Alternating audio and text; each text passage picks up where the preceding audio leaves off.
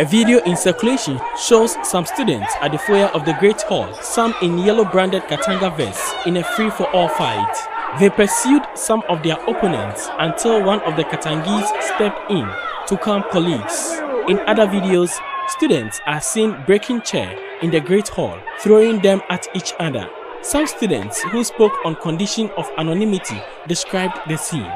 People they threw a bottle with a liquid substance to the Katanga people. So later on that I realized that they said it was urine, and they also retaliated. So when we saw that, we knew that things were going to get ugly. So we had to run out of the Great Hall. When we ran out, like, the boys were still following us, and like it got very ugly. And even from outside, you could see that inside the students were hurling chairs against each other, and then it was very ugly because a friend of mine even had to go to the parade grounds, and then he said actually that he was chased with a machete or something.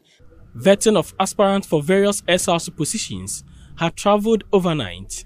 Love News investigations reveal a student said to be campaign manager of one of the candidates was first assaulted by a camp of opponents at the entry to the hall. Last two of the candidates to be vetted were aspirants endorsed as candidates for the two halls, Unity and University Hall. That is, Conti was cheering up their own candidate who was yet to be vetted.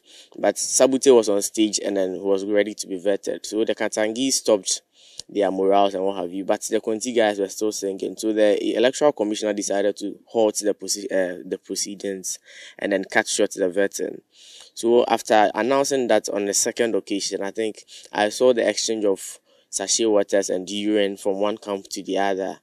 I think the Katangese resisted for a while, but they later ensued another throw of water to hit one Katangi, and then I think matters escalated from there. That was when I had the chance to leave the auditorium. I saw what was coming, so I was proactive and I left the auditorium at that juncture.